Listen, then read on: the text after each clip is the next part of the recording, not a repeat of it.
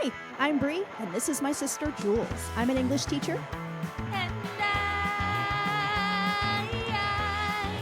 And together, we drink wine as we unpack the brilliant writing of the hit 90s sitcom, Boy Meets World. Cheers! Cheers! What are we drinking? We are drinking a Pinot Grigio called Piu Gioia, which I had to look up the pronunciation because I said it really weird before. I said Piu Gioia, but it is Piu Gioia, which I think means pure joy, if I'm not mistaken. Yeah, I think you're right about joy because on the back it says Piu Gioia. More joy. More joy. More joy. Yes. More of that head in the clouds, can't stop smiling, dancing around blue sky and sunshine joy. And you know what? That's how I feel drinking this. I really am enjoying this. What do you think? I am Piu Gioia-ing this.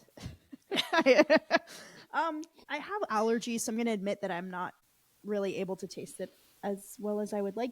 It's like a sunburst. But I think I like it. The most forward flavor is definitely green apple. I don't know if you're getting that. Oh, yeah. It's supposed to have vibrant flavors of pear, green apple, melon, and citrus. The green apple is definitely what I'm tasting the most. It's a lean, dry white wine with a light body and a refreshing profile. Cool. Yeah, I don't know. I wonder if it's something you ate because I'm getting a very pleasant aftertaste. Okay. I'm just getting more of the green apple, the melon, the citrus at the end. It's a little bit toe-y. Toe jam. Yeah. Like the taste that I think of when the Beatles sing that song and they talk about toe jam. What's that song where they say toe jam? Oh, Juju Abba Igna. Toe jam football. Yes. Yeah. This is the taste I associate with that particular line of that song. Okay. Never thought that we would be describing wines as a lyric. I think I have synesthesia, guys. You definitely do. Weird thing, yeah. Like days of the week have colors in my mind, and this is that lyric in that song. By the way, this is our wink order. We're gonna get through each wine. We're gonna talk about it, and if we like these wines, we'll order again from Wink, and if not, then we'll try a different subscription box. Mm-hmm. All right, let's get into the episode. So we watched season 2, episode 2, title Pairing Off. Synopsis: Cory becomes aware that everyone is part of a couple except him. Air date September 30th, 1994. Was written by Glenn Mercer, directed by David Trainer. Viewers 19.3 million, just a little bit under the last episode. My first impression was, we getting risque. We're talking about adult themes. I loved this episode. That was my first impression, and I have a lot of things I want to say about it. But this episode made me emote more than I think any episode in the past has. I was like oohing and ahhing. I was laughing. By the end, I literally went, oh, I love him so much.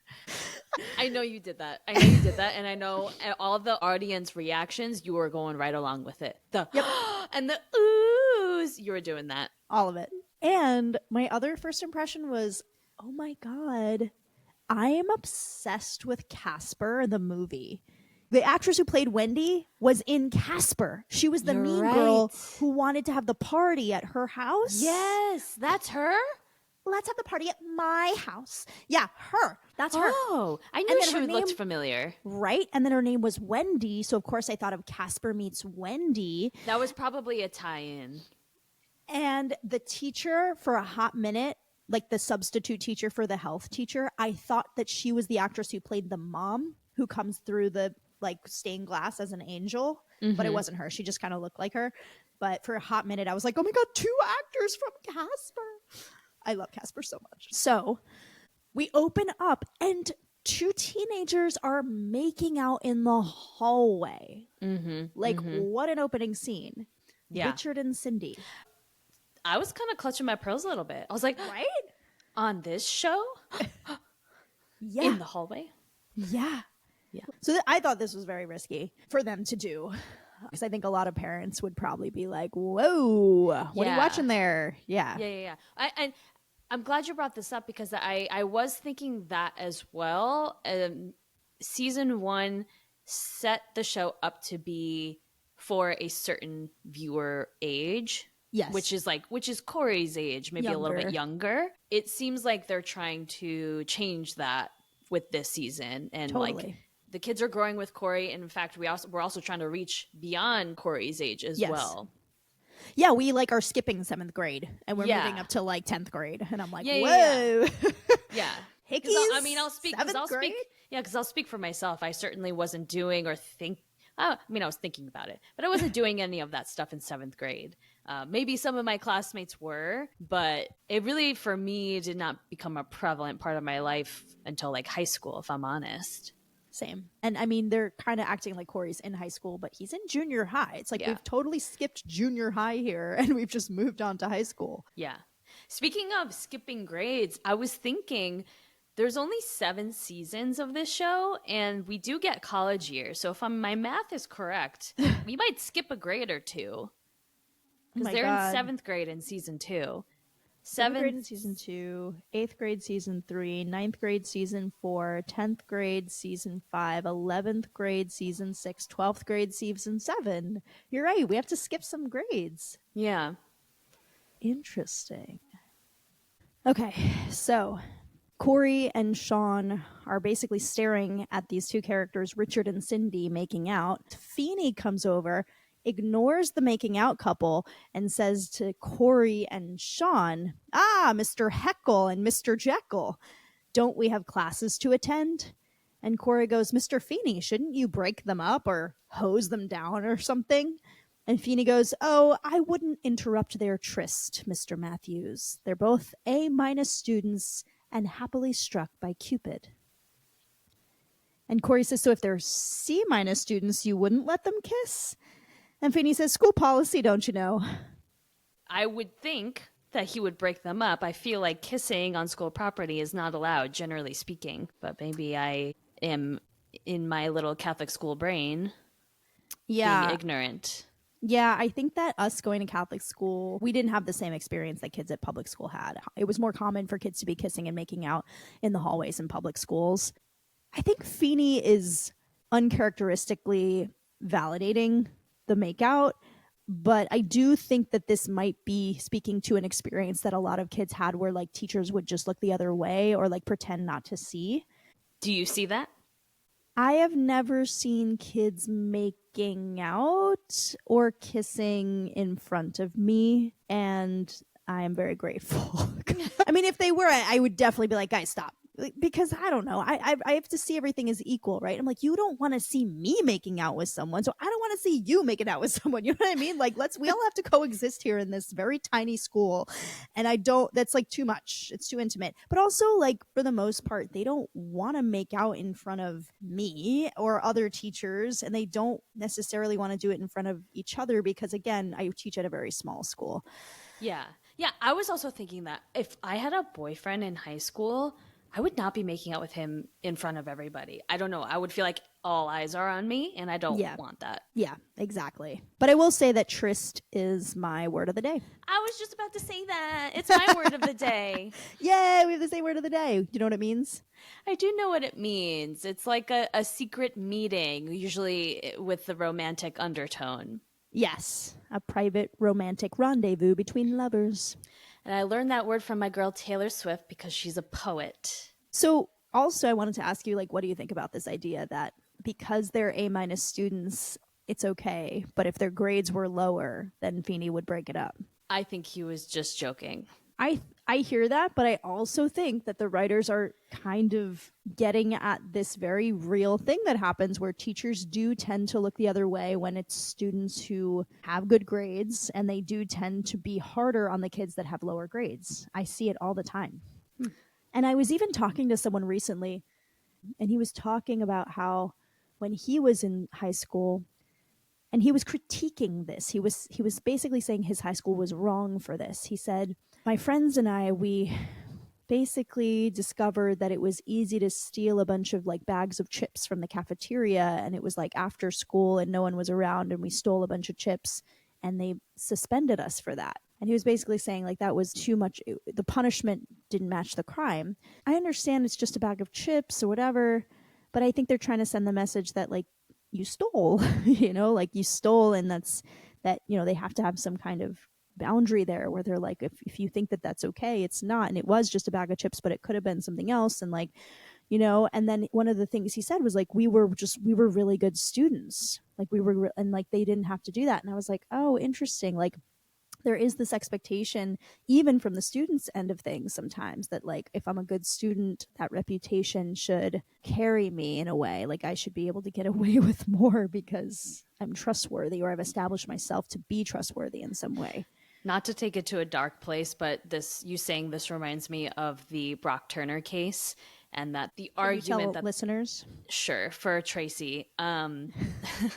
This case happened back in maybe around 10 years ago. I remember I was in college. Like, I'll never forget this. But a college student named Brock Turner raped a young woman behind a dumpster while she was unconscious. And two cyclists were cycling by and saw that he was doing this and pulled him off of her and called the cops. So he got arrested. Two witnesses saw this, so it was very clearly obvious he did this. There was no denying that he was raping this woman. And the argument that the parents made to the judge, and the judge essentially agreed, was that, well, Brock is a really good student. He would never do this. You know, he's straight A's. He's on the swim team. Like, he's, you know, a class citizen. And therefore they should go light on him. And they did. He got, I think, 11 months in prison and is free. And he goes by a new name. I think he goes by Alan now. So, yeah. The head of my school often will start the year off with freshmen giving an orientation speech about how when he was in school, he was always on time for classes. And then one time he was sitting in class and the bell for the start of class hadn't rung yet, and he realized he didn't have a pencil, and he ran out to his locker to get a pencil, and when he came back the bell had rung and the teacher just closed the door and told him he had to go get a late slip.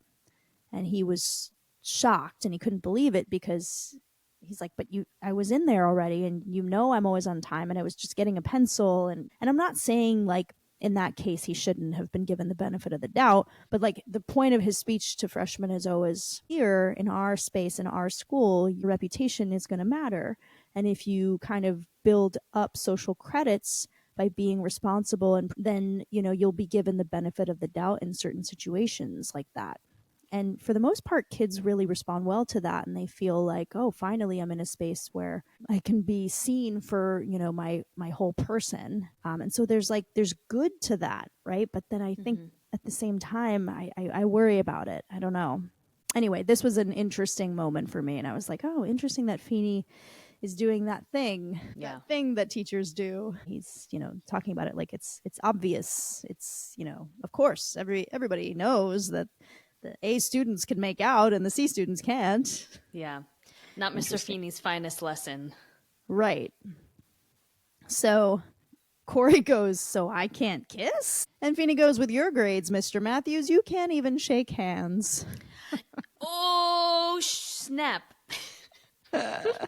And then Cory says, just watch, Mr. Feeney. By the end of the year, I plan to have an A+ average and a hickey. Ooh, Cory. And then Feeney just says, dare to dream, Mr. Matthews. And then, okay, so then Feeney leaves. Cory and Shawn walk further. Another couple is together. And Cory's like, holy cow, Jerry and Shoshana? And Shawn just says, deeply. And Cory's like, has the whole world paired off? Shawn's like, pretty much. So Cory wants a girlfriend. And this starts the theme that I want to talk about. So Shawn's like, all right, you want a girlfriend? And Cory's like, no, not a girlfriend. Just like a girl who's a friend, but not a girlfriend. And Shawn says, how about her? How about the new girl? And Cory's like, no, I mean, I don't know her. And then he looks at Shawn, and Shawn looks at him, and he's like, shut up.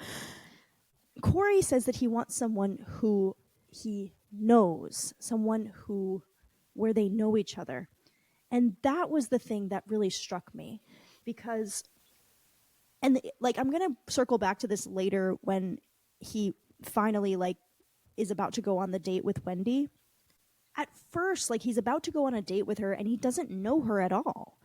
Like, he barely knows her first name, but even if he did know her first name, he still doesn't know anything about her. And that's the awkwardness. And then they kind of both realize, yeah, we don't know each other. Like maybe it's weird to go on a date, you know? Mm-hmm. And I was like, oh my God, like this is how I feel on these dating apps. Like this is exactly what we're doing is we're just going on dates with people that we don't know at all. We don't even know people they know. We don't know where they grew up. We don't know their family. We don't know anything. And we're supposed to like manufacture some kind of experience that feels intimate, but it's impossible because we just don't know each other. And I've finally realized like I think I just need to start going out and just like hanging out with people and trying to make friends and like not jump to I'm trying to find a romantic partner, but just start with like I'm just trying to make connections. I'm just trying to make friends. And then if something evolves from there, cool. But and like that's what Cory and Wendy ultimately decide to do is like let's just be friends and then see where we go. And I literally want to say right now what my takeaway is because that was my takeaway. I was like, oh my God, this is helping me to realize that it's normal to feel that way, and that I need to just embrace that it's not natural to go on dates with people that you don't know, right? Yeah, absolutely. We're in such a unique period of time where it's normalized to go out with people that you've never met and to really have your first conversation with them in person somewhere and you don't know anything about them really, maybe a few quick facts, like fundamental facts about them, but you don't know them on a deeper level. You don't know their friends or family or their background, and you're like learning it all for the first time. And so there's an immense amount of pressure that comes with that, right? Because you're putting yourself out there, first of all. Second of all, you are likely wanting to develop a relationship. So there's pressure to that extent as well. As somebody who did do a lot of dating on apps and ultimately found the right person through an app where I didn't know them at all. And now it's like I've always known them. That's also like the interesting part about it too. Yeah, like it worked for you. And I Yeah. can speak to the fact that I see you guys together and I'm like, oh my God, they really do click. And it worked. Like it Yeah. happened for you. Yeah. I wouldn't say that's the norm. It kind of is becoming the norm. A lot of people. Well, I mean, I don't know how. I think that we got lucky in that we feel like or at least I feel like I've known him forever. Yeah. And I felt that very early on. So Cory says, I just want someone where we know each other. And then Topanga walks in and he's like, someone like, Topanga, my honey. May I call you honey? And Topanga just goes, no. I laughed at the way he said, my honey. I just thought that was so funny. I laughed at Topanga just very quickly being like, nope, you cannot call me that. I loved that. I was like, good for you, Topanga. And Cory's like, Topanga, my girl, my friend, my girly friend. Believe me, I don't want this any more than you do, but everybody around here is pairing off, and I think you and I should spare ourselves a lot of uncoolness and walk through life together. I love that he said that. I know. Foreshadowing. That's Very exactly what I cute. thought. Because it's exactly what happens. It In the times they're together and the times that they're not, if the breakups, the scandalous kiss, they still walk through life together. Exactly. And Topanga goes, Cory, my dear little butthead, may I call you butthead? Amazing And Cory comeback. goes, sure. And Topanga says, I can't walk through life with you. And Cory says, is there someone else? And Topanga says, there's everybody else. Ouch. Damn. What a diss.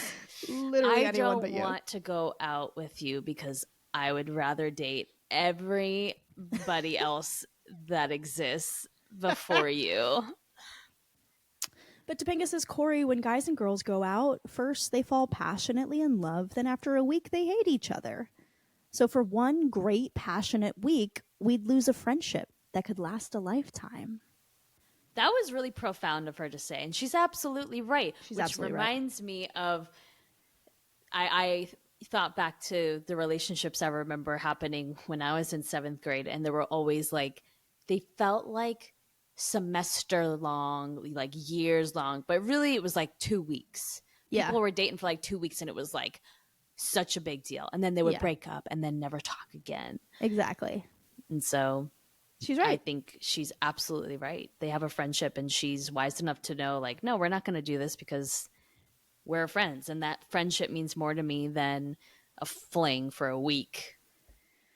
And you could see this as, if you view it through the lens of like fatalism, if you believe that people do have like fates that they're destined to live out, they both sense that they're meant to be in each other's lives, but they're handling it differently, right? Topanga's Yeah. like, I do see you as a lifelong person for me. You know, you're going to be in my life for a long time, and therefore I don't want to make this romantic. And Cory feels the same way. He feels a connection to her that he can't quite explain. And so for him, it's like, let's get together. You know, like they just have different ways of approaching it. Yeah. Yeah.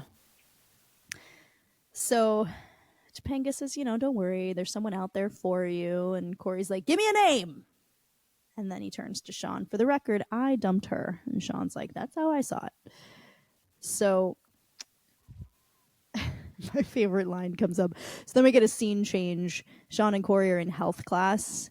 And Shawn says that their health teacher's out sick again. And Cory says, health teacher sick again? Not a lot of credibility. That was a great line. Great line. So they get a hot substitute teacher. I don't like this. I've said this in the past. I don't like the like sexy female teacher thing. Yeah, the sexualization of teachers and kids Googling over the teacher. Yeah, it makes me super uncomfortable. It's so weird. And it's always the female teachers and it's never the male teachers. And it's just, I don't like it. Yeah. Yeah, you're right. The kids aren't fawning over Mr. Turner, who is As objectively they should. attractive. Yes. I'm like, And it's kids- okay for us to say this because we are adults. Exactly. So Miss Kelly, who I thought was the mom from Casper, but she's not, you know, introduces herself. And Shawn is super weird and creepy, and he's like the exact same personality as that kid from The Sandlot who like pretends to be unconscious so the lifeguard will yeah. save him. I know, I hate that scene. And he basically is like, he stands up, walks up to her, and is like, on behalf of the entire class, I'd like to say, stay as long as you'd like. And Miss Kelly's like, right now, you seem to be covering, and Shawn interrupts, CPR, and I'm today's dummy. You're a child. Sit down. Yeah. And then Miss Kelly, I don't like this. I would immediately be like, no, go to the office. Like, get out of, I'm not teaching you. Like, He's I'm also uncomfortable with way you. too close to her face. Yes, but she ups it in this really weird way and says, no, actually, we seem to be up to human reproduction. No. In a weird way, it's like leaning into the sexualization of her, and I don't like it. I'm thinking of it from the writer's perspective, not from like her as a human perspective. Like, no. We seem to be covering human production, she says, which I hope we can discuss in a mature fashion. And Shawn says, oh, stop being so young, to the group. And then he's like, you know, I'm not as young as they are. Ah, Shawn, no. And he says, I've stayed back like 50 times. And Miss Kelly says, really? How old are you? And Shawn says, 24. And Miss Kelly says, really? What are you doing in a 7th grade classroom? And Shawn says, I'm a cop. And Miss Kelly says, sit down. And that's when I was finally like, thank you, finally, geez. And then Shawn says, all right, but I'm watching you. Cringe. And then Miss Kelly's first question to the group, no introduction, no easing in, no diagram, no open your book to this page, no let's review. All right, who can tell us the name of the organ where the eggs are stored? Yeah, no context. Like, what? Officer, and she calls on Shawn. I don't like it because, do you know what I mean? There's like an undercurrent of flirtation. Are you getting Yeah, that? yeah, she's feeding into it. Yes. Yeah. In a way that's icky to me. I agree. And Shawn goes, sorry, Miss Kelly, I don't have that stuff. I can name the stuff I have, or at least what I call them. Yeah, there is like a severe epidemic of boys not knowing anything about I shouldn't say boys and men not knowing anything about the female body. And it's Crazy. crazy and misogynist. It's misogynist. It's terrifying. It truly scares me. Like, it's really scary. I'm like, you don't understand how humans come into this world. Like, for me, it's the lack of curiosity. You know what I mean? Like, I would want to Yes. know if men gave birth to people. I'd be like, wait, how the does hell it does happen? any of this work? Like, Yeah, right? yeah, I'd be yeah. fascinated and curious, and I'd want to know everything about what's going on inside their bodies to make this person. Yeah. And it's like there's no curiosity. It's like, how do you not understand what happens to every other person you encounter in your life? Half the people you know are people with ovaries, Right. and you just like walk through life not knowing what happens to them. Right. Yeah. What? They don't know. They don't even know that there's different holes. Like, they don't know that there are 3 holes down there. Yeah. Anyway, so then Cory pretty accurately explains that, like, the egg drops down through the Philistine tubes, he says, instead of He says Philippine. Philippine. Philippine? I thought he said the Philistine tubes instead of the fallopian tubes. And that, the sperm meets the egg, and like one of the sperm wins, and then, they birth a Cory, and Cory goes through life and has no idea what the hell's going on. And Miss Kelly basically says, And that's teen angst. Miss Kelly's like, yeah, that you pretty much got it. Like, cool. And then she asks any questions, and Cory kind of like calls her to him and says, how do you get a girl to say hi? Great question.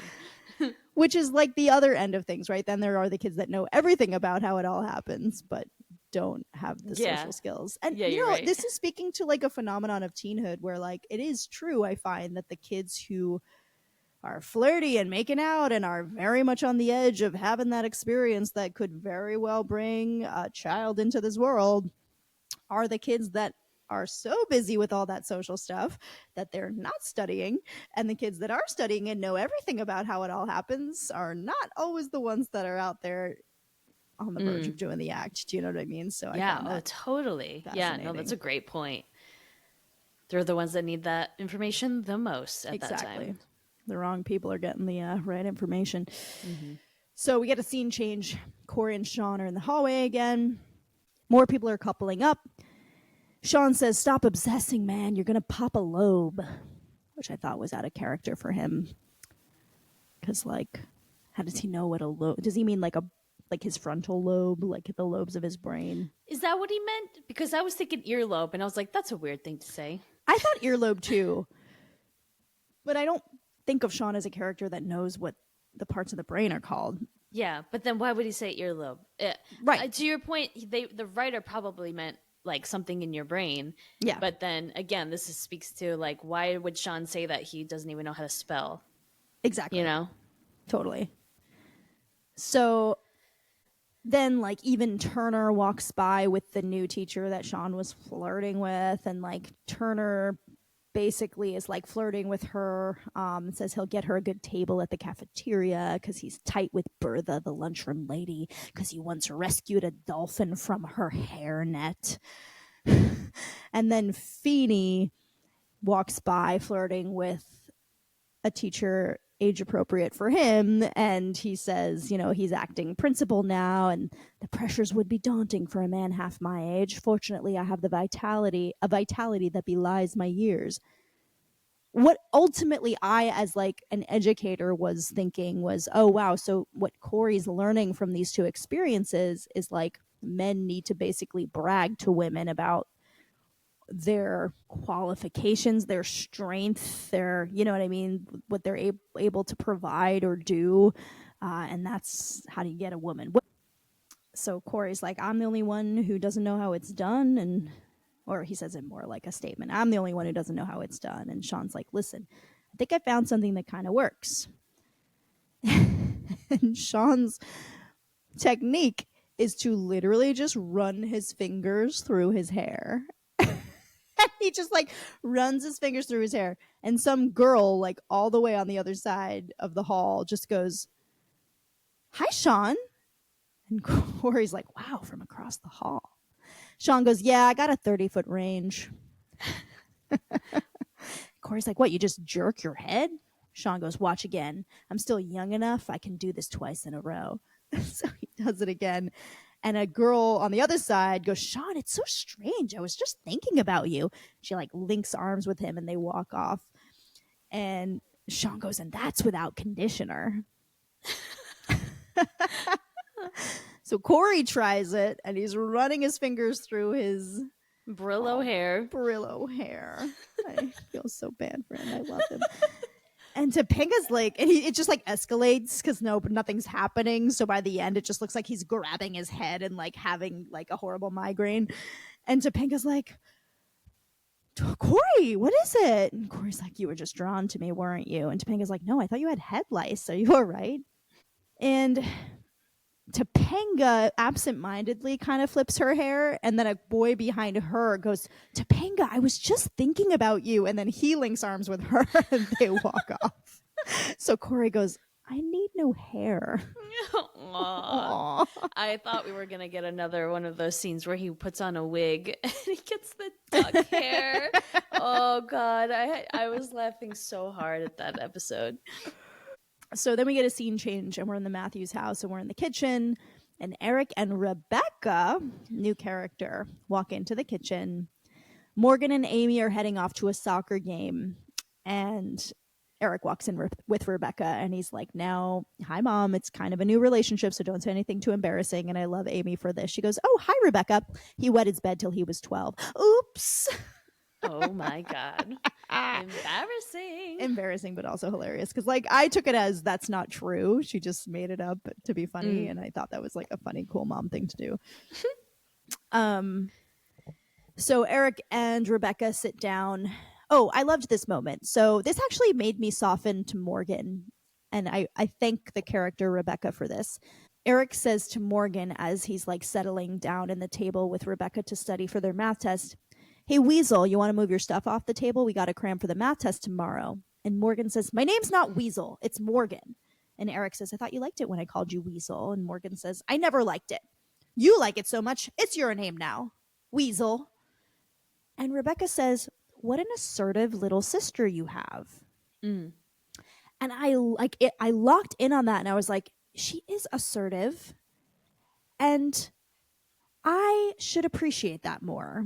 As a feminist, because we don't value assertiveness in young girls. And we often call young girls bossy. And I hate that word because it's sexist, because we don't call boys bossy. They're assertive. And it's a good thing and it's a positive thing. So I was like, you know what? You're right. Morgan is assertive and I like it. Okay, rebranded. Done. And then Amy kind of undoes it. She says, oh, it's the uniform. When she takes it off, she has a vulnerable side. I'm almost certain. And then they head off to soccer practice.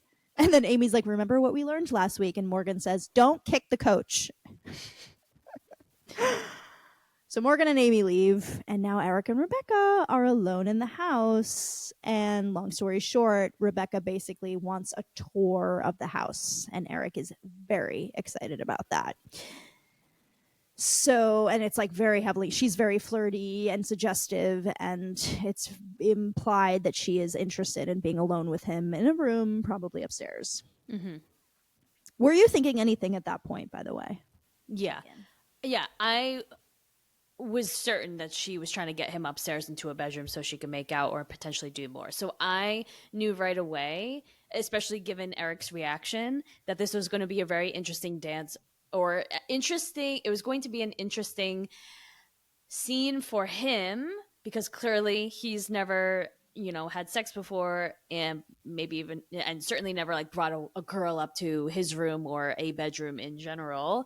And so it would be interesting to see how he reacts to this because she's being very forward about it. 100%. I definitely, as a woman, as a teacher, I was like, no, her character is realistic, actually. Like, it is realistic for a teen girl to be interested in having an experience with a boy and for her to, like, want him. And for her to be assertive in her. Oh, good. I love that. I didn't finish that sentence. Assertive. God damn it. She's being assertive, period. Yeah, period. She is. You're so right. I did not even think about that. So her recognizing the assertiveness in Morgan and appreciating it primes us to, okay, so she appreciates assertiveness and she is assertive and she values that in girls. And we're meant to, or at least, wow, this is fascinating. Thank you for saying that. You're so right. Because I just softened to Morgan by being like, you know what, she's assertive and good for her. So now I need to do the same for this girl. I always did, though. I was like, you know what, she's real. And you know what's really, I'm just thinking about this now as we're talking about it. What's refreshing about this episode is there's no sense that the audience should feel that Rebecca should be ashamed of wanting to go upstairs with him. Like, that's not the point. Like, the point is, well, we'll get to the actual point, but it's not supposed to be a bad thing that she wants to go upstairs. Right. Totally. I totally agree. She's not, I think, unfortunately, at that time, what the sort of the narratives that were trying to be unwritten by television and film and by just like mainstream media and culture was that like any girl who has any sex drive at all or any interest in boys is a slut, is a whore, is promiscuous. You know what I mean? And so her being like, what an assertive sis you have, and like having sort of power over her own body and like knowing what she wants and like going after what she wants, it wasn't written as her being a slut or a whore. It was her being written as an assertive woman who's the same age as the same age as Eric, and interested in exactly what Eric is interested in, and able to make it happen versus, you know, like floundering and fumbling and not knowing what to do like Cory, and a little bit like Eric, you know. Yeah. It's interesting how the show kind of celebrates the equality of it's okay, you know, to have sex, like it's okay to be a sexual person, and also celebrating, you know, that Cory famously is a virgin through until marriage, right? Like both things can happen, and that's okay. Either one is okay. Right. Totally. Then we get a scene change. And Cory and Shawn walk into the living room. And Cory's like, nobody told me about this girl thing, Shawn. I mean, no one warned me.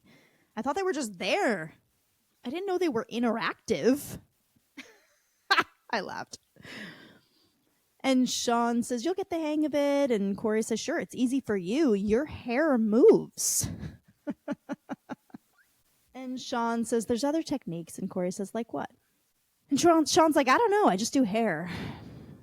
And Cory's like, yeah, but where do I get my technique? And Shawn's like, ask your brother. He's got the boom. The boom. The mojo. This is the word they use for like charisma, riz. Cory's like, you know what? Let's just forget this whole thing. There are a million other things to do in the world. I mean, we're too young to worry about finding mates. And Shawn's like, you're right. See ya. Cory's like, where are you going? So Shawn's like, off to meet girls, swishes his hair. I've got a 30-foot range. And then a girl outside of the Matthews household is like, is that you, Shawn? And Shawn leaves. So Cory's like, fine, get out. No girls for me. Sits on the couch, opens a book. I'll just study and get good grades and get smart and become a famous scientist, and then I'll build a wife. And immediately he's like, I'm bored. You can't read one sentence in a book. So then he hears something upstairs. And he thinks it's his mom and dad. And he starts heading upstairs. And he opens the door to his parents' bedroom, which is crazy because if it was his parents... Oh, yeah. Right? Like, it's like he should know to knock. Yeah. Like, if he heard... What did he hear? He hears, like, music, right? And then probably, like, muffled sounds of people making out, or at least a little bed creak or something. And if I thought it was my parents, I would never open the door. Yes. So this was a little far-fetched, but we had to move forward with the plot. So Cory opens the door, and Eric and Rebecca are making out on the bed. Ooh. Oh man, scandal, scandal. So, and Eric just looks up. He's like over Rebecca, like he has her in his arms, like they're like making out. And Eric just looks at Cory and goes, "Cory, we're studying." Yes, studying the inside of her mouth. And Cory goes, "So am I." And scene change. Cory's in the kitchen. Eric and Rebecca walk in. And I want to know your opinion about this. So Rebecca's on her way out, and Eric goes, "Don't go, Rebecca." And Rebecca goes, "Sorry, I really don't feel like being here anymore." And Eric says, "You haven't seen the whole house. Let me take you up to the roof." And Rebecca says, "Actually, Eric, I think it's nice we didn't go any further than we did." And then she looks at Cory and says, "Thank you." And Cory says, "No problem." And Eric's like, "Why don't we just study together like we planned?" And Rebecca says, "I need to study alone." And Eric says, "So I'll see you Friday?" And Rebecca says, "No." And she walks out.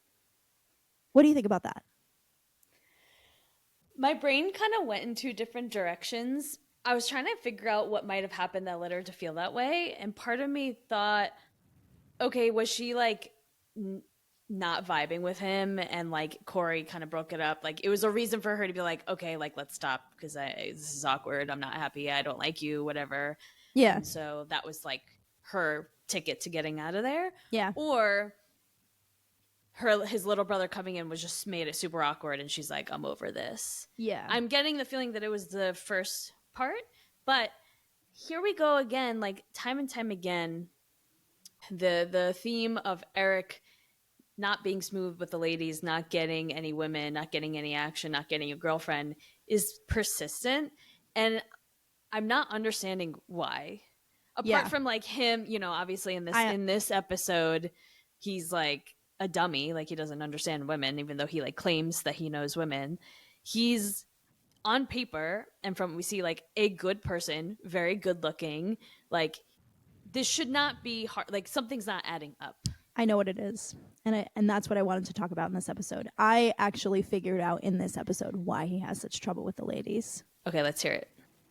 It's because he's not authentic. It's the theme we talked about in our last episode. He's not himself. So at the very end of this episode, after Cory goes on the date with Wendy, and Eric's is like, "I know I've been forbidden to give you any advice, but like if you want to offer up any information about your date, I'm all ears." And Cory basically says, I think it went well. I was awkward, and I basically just nodded, and at the end of it, she said she wanted to go on another date. And Eric is like, "Okay." And then he goes, "So when you nodded, was it like, and he like kind of does like a very comical nod that's like theatrical, and, right? And that's why Eric is so Cory's just being himself, and that's right. What ultimately, and that's the recurring theme, right? Like Cory has a very stable relationship, solid, successful relationship because he's authentic through and through, and Eric is not. He's not in touch with himself. That's so sad. So after Rebecca leaves, Eric just goes, "I'm gonna kill you." And Cory has this like sneaky smile on his face and he just goes, "I have you." And Eric ignores it. "I'm gonna kill you and I'm gonna bring you back to life and I'm gonna kill you again." And Cory just repeats it, "I have you."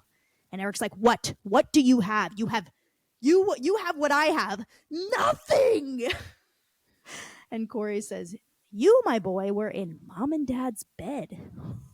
What was that? The sound of power suddenly shifting? And Eric says, "Nothing happened." And Cory says, "Yeah, and it didn't happen in Mom and Dad's bed. I have you." And Eric goes, "Hey, Core buddy, I'm not going to kill you. I mean, that was one of those wacky brother-to-brother murder threats." And Cory says, "Yeah, listen, I'd like you to do something for me." And Eric's like, "Anything you need." And Cory says, "Tell me how you do it." And Eric's like, "What I was doing with Rebecca?" And Cory says, No. What you were doing with Rebecca, I don't have the lung capacity for that." I just want to know, how do you get a girl to say hi? Aww. Second time he's asked that question. So sweet. Eric was like, "Oh, you're wasting my time." And Cory goes, I have you. Eric goes, now, ordinarily, I wouldn't reveal my foolproof method, but I know I can count on my favorite little brother to keep a secret. Cory's like, I'm listening. Eric goes, okay, you got eyes? Cory says, yeah. And Eric goes, use them. Cory's like, how? Look at her. Look into her. Look through her. Found that interesting. I mean, make her think she's the most exquisite thing your eyes have ever beheld. And Cory's like, who her? And Eric says, who cares? Pick somebody. Ooh. And Cory's like, well, how do I pick? And Eric goes, you got eyes? Cory's like, I thought we established that. Eric's like, make eye contact. Make her eyes believe that your eyes are interested in her. Act. Exactly. He's not himself. Yeah. He's always playing a game. He's always pretending to be interested. He's never actually interested. So Cory says, so I have to be interested in her. And Eric says, no, you're overachieving. You only have to make her think you are. I do love that in this episode, Eric gets usurped. Like he gets undermined. Like that gets debunked. You know, that's his parents are like, no, don't listen to him. That's wrong. We get a scene change and Cory's in Turner's class and he's just like staring at Wendy, the girl from Casper. Not Lizzie McGuire, by the way, not Hilary Duff, who played Wendy in Casper Meets Wendy. As Cory's staring at Wendy, and here we go, I'm about to go on about a 5-minute rant, so get ready, sit back, pour yourself another glass of wine. Turner is talking about Tom Jones. He literally makes one-off comment, and I am about to talk for 5 minutes on it. He goes, let's hear it. So we find in Fielding's novel, the character Tom Jones is absolutely irresistible to women. Isn't that right, Matthews? And I went on a deep dive of Fielding's novel. So he's talking about the novel, The History of Tom Jones, A Foundling, by Henry Fielding. Do you know what a foundling is? Let's start with that. No. Okay. A foundling is a baby that's like been left on a stoop or something. Like it's found, and then usually another, it's like a bastard, quote unquote, right? Like some other family ends up raising that baby. So Tom Jones is an infant that is left in the bed of this wealthy magnate in, England somewhere. His name, the magnate's name is Allworthy, Squire Allworthy. And Squire Allworthy walks into his bedroom one day and there's just a baby in his bed, an infant. It's just been left there. And he's like, oh my God, what? And he lives in this big house with his sister Bridget. And he calls on the maid to, handle the baby. And then he finds out that the mother of the child who left the baby in his bed, her name is Jenny Jones. And she's like the servant of a local educator in the town. And basically, to like save Jenny Jones's reputation, Allworthy sends Jenny Jones away. It was a plot device. And then he has his maid raise Tom Jones in his house. So Tom Jones becomes his like adopted son. Meanwhile, Bridget, his sister, who I said lives with him, marries this guy, this like captain, who they birth a child named Master Bilfil. And the captain dies. Anyway, so Master Bilfil and Tom are like the same age and they grow up together. Tom is like kind of a ladies' man. Like he is this, it's so interesting. The reason I'm going into this is because Tom Jones, I was like, oh, this is an interesting reference to make in Boy Meets World, because Tom Jones is a little bit like Eric in that he's very like impulsive and very passionate and makes like quickly gets into bed with women and like wants to kind of like save them multiple times in the book he one time he breaks his arm trying to save Sophia, who's like the love of his life, and then they profess their love to each other after he like breaks his arm trying to save her. And then later he gets banished and he's like in London and he has like an affair with this mistress named Mrs. Waters, and he like, they're found in bed together, and then he like tries to protect her honor. But What I'm not mentioning is that first, before Sophia, before Mrs. Waters, the first girl that he falls for is Molly, who is the daughter of Black George, that's his name in the book, who is the gamekeeper of Mr. Allworthy's estate. And Tom Jones gets Molly pregnant. And Molly, he like at first is going to be like, at first he wants to save her and like, you know, be like a savior to her, because like I said, this is his thing. But then he finds out that she's promiscuous, quote unquote, and then he just abandons her.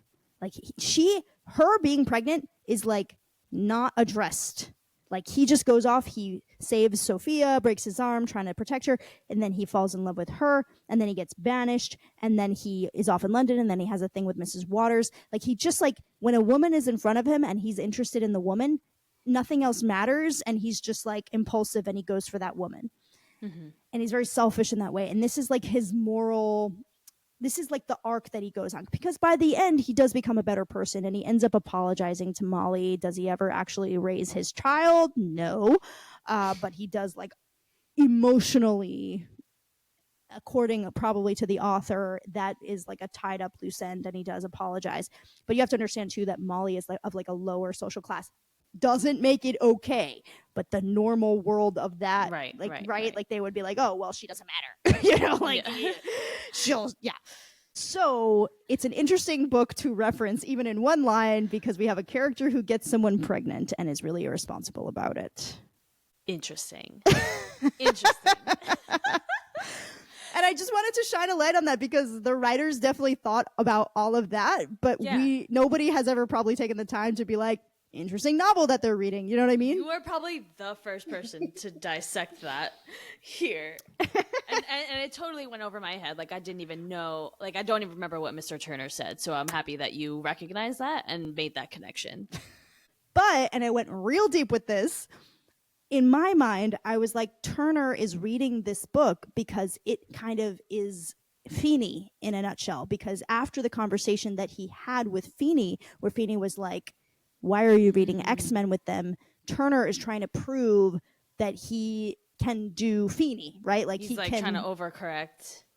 He's trying to overcorrect, exactly. Interesting.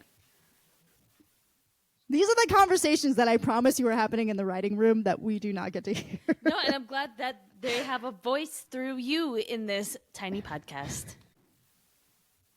After Cory said, I read the page you handed us with the reading assignment on it, the bell rings, and then I laughed when Turner went, yay, yay. Do you feel that in your core? Sometimes. I'm like, oh, thank God. Goodbye. So Cory's been staring at Wendy, right? So Wendy's like, what? And Cory's like, oh, I was just looking at your hair. It's I'm very interested in your hair. And Wendy's like, why? And Cory's like, because it's interesting hair. I mean, it's very exquisite hair. It's the most exquisite hair my eyes have ever beheld. And Wendy says, well, actually, I did comb it differently this morning. And Cory's like, so with all that said, would you be interested in going out with me? And I was at the edge of my seat. I was like, oh, what you gonna say? And she goes, all right, I guess so. When? Well, she's a great actress, by the way. She was sussing him out and she was like, okay, like excellent acting. Where is she? You're right. She did do a good job because she was not quite sure, but she was like, all right, well, I guess, you know. It was, right. Yeah. So realistic, like intelligent. I just was like, oh my God, she's great. Cory's like, tomorrow after school. And Wendy's like, okay, see you then. So she leaves. Shawn's like, has a brand new couple taken shape before my very eyes. And Cory's like, what can I say? I've got the boom. So this was my favorite scene. Now we're in the bedroom with Amy and Alan. This is when they find the earring. Clearly Alan's trying to have sex with her. Like, let's be real. It's like, you got your floor-length flannel armor there. What is this, welded on? So he's trying to, like, relieve her stress with sex. They start to make out, and she's like, yeah, that's helping. And then she goes, ow, because she leans back on the bed, and her back touches something. And he goes, is that a good ow? And she pulls out an earring. A big one. Yeah. How did Rebecca not know that she was missing that earring? Yeah, you're right. Also, when she pulled that out, I was like, busted. Yeah, and I was so dumb because I was so into the Eric plot line that I was like, oh my god, he's in so much trouble, and I jumped to that, and I totally forgot that it would look like Alan's cheating. Oh, yeah. And I love that he was offended that she didn't even suspect it. Exactly. I feel like that's such a real thing.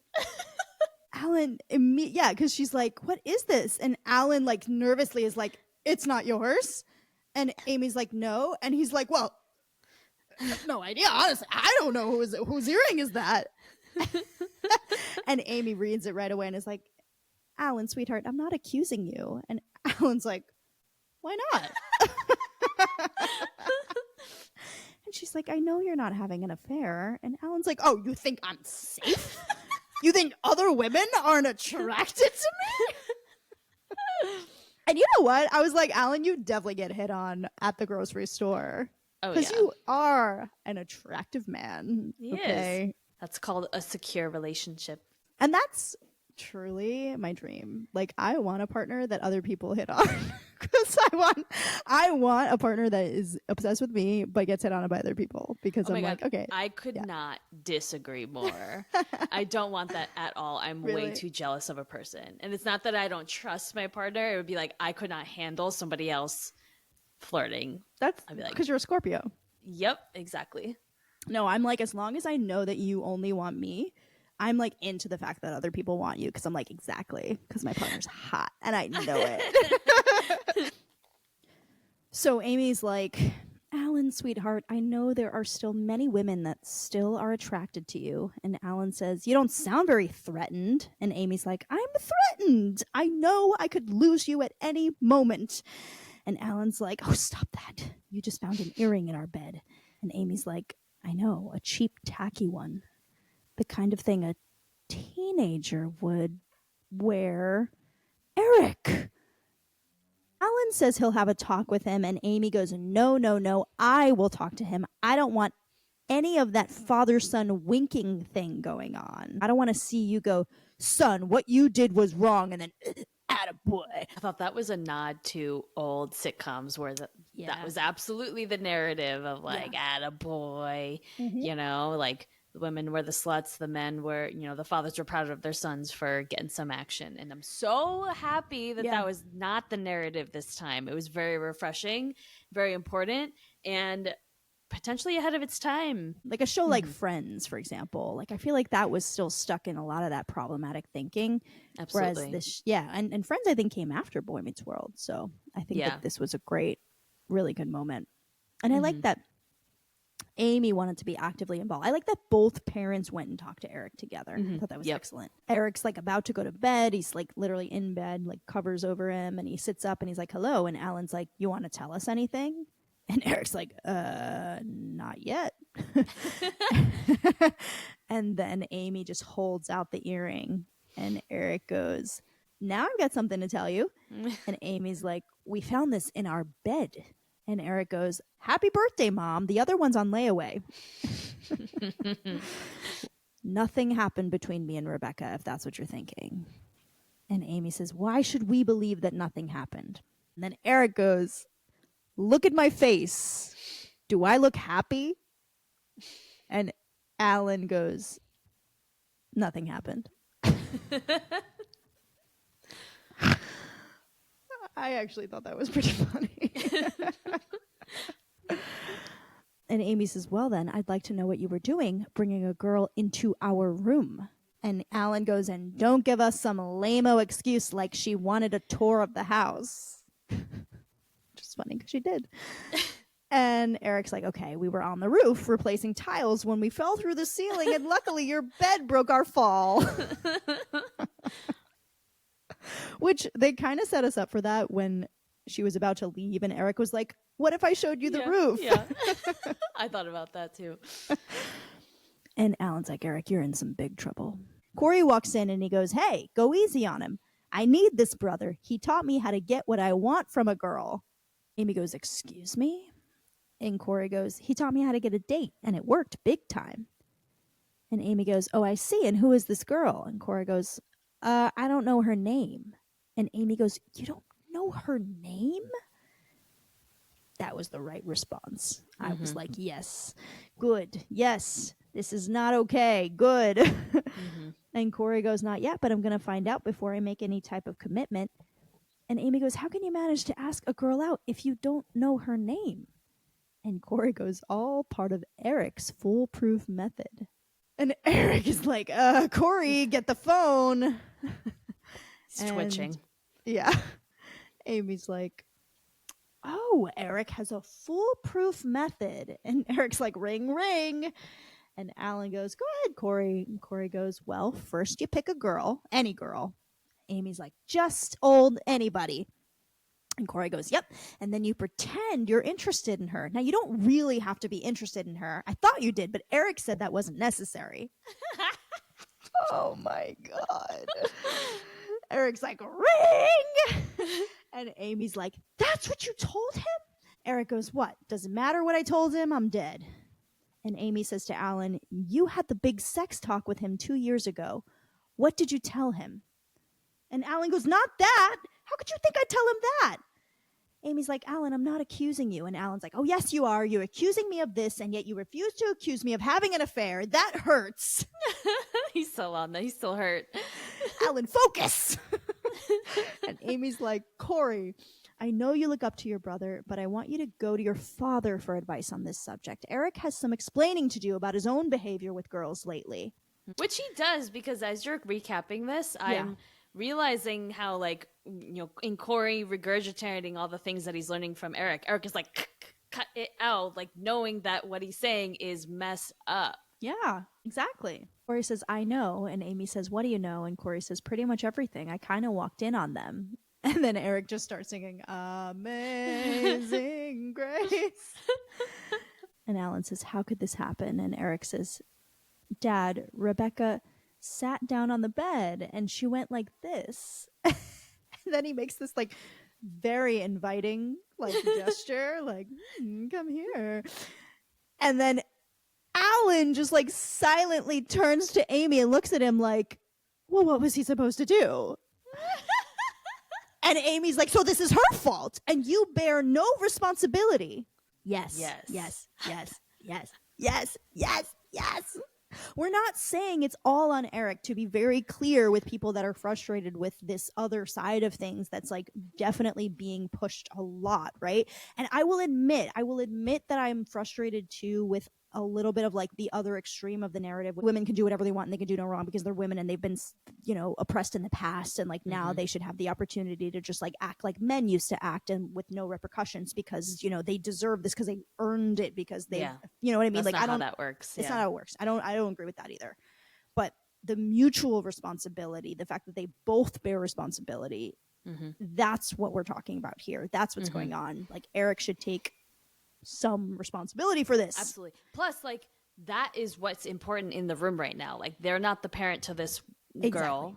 They are the parent of this kid who did this thing. So that's the priority here. Exactly. So Eric says, well, clearly I should have locked the door. Oh my God, Eric, stop talking. And Alan's like, Eric, you're missing the point. And Eric's like, no, I know the point, Dad. I should have controlled myself. But nothing happened. And Alan says, you know, for thousands of years, fathers have said to their sons, don't rush into sex. And the sons have always said, yeah, sure, okay. Well, I didn't understand my father until this very moment, and you won't understand me until you're a father, which won't be for a very long time. And then Cory just says, Dad, and Alan turns to him and goes, learn her name. Yes. Yes. And Cory goes, yes, sir. And then Alan turns back to Eric. And as for you, and Eric goes, Rebecca, her name was Rebecca. And Alan goes, is that all you know about her?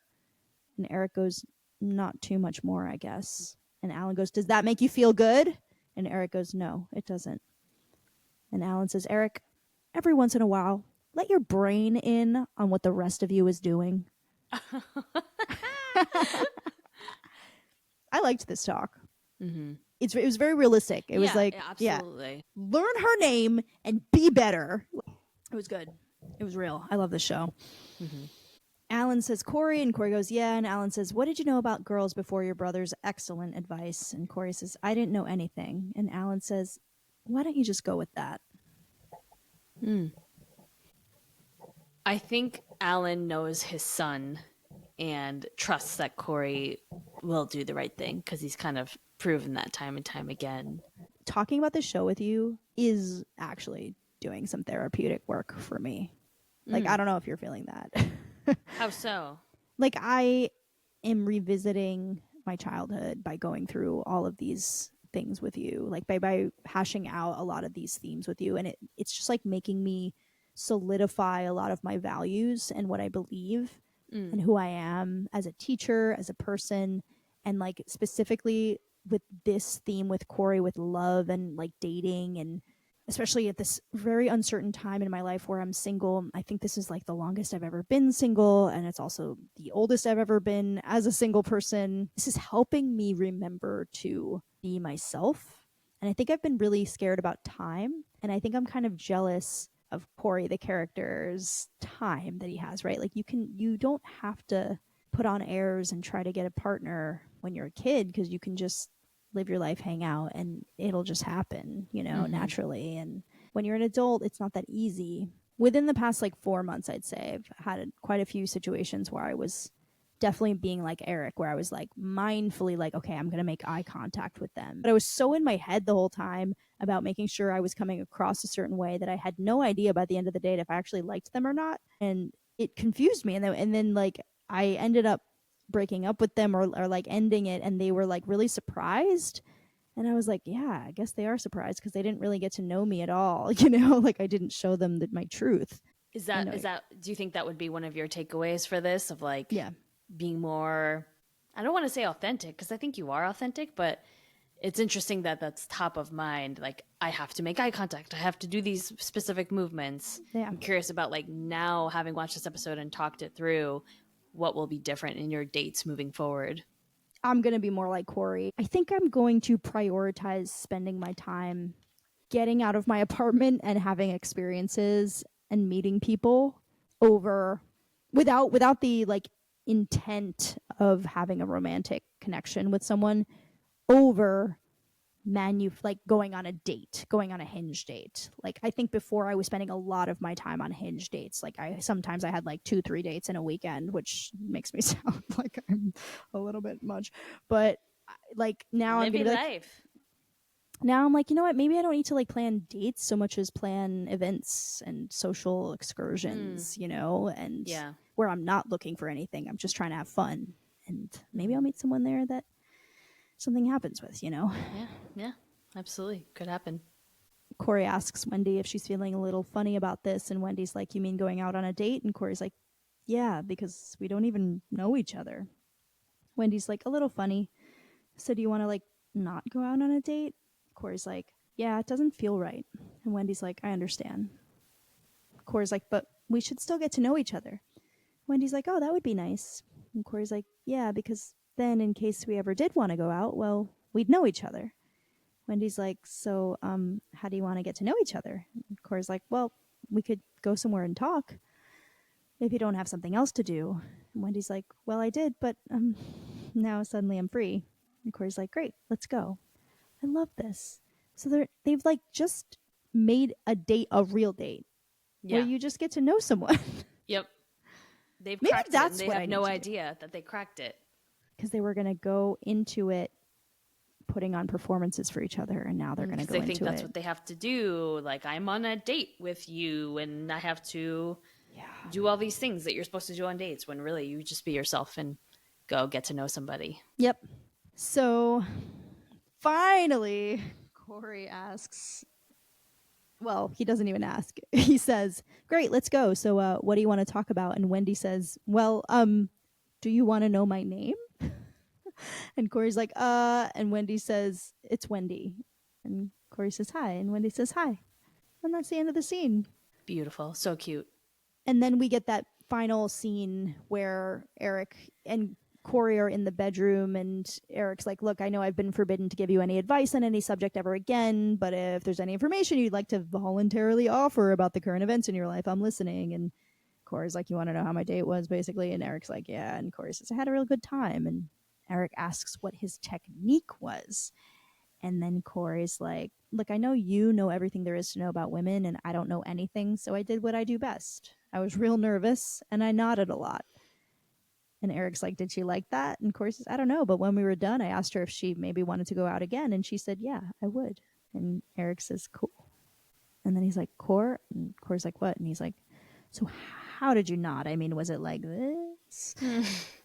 And so, yeah, we get that, like, it's working for Cory because he's authentic, just like it worked for him in the last episode when he was able to be himself. He finally defeated the bully, right?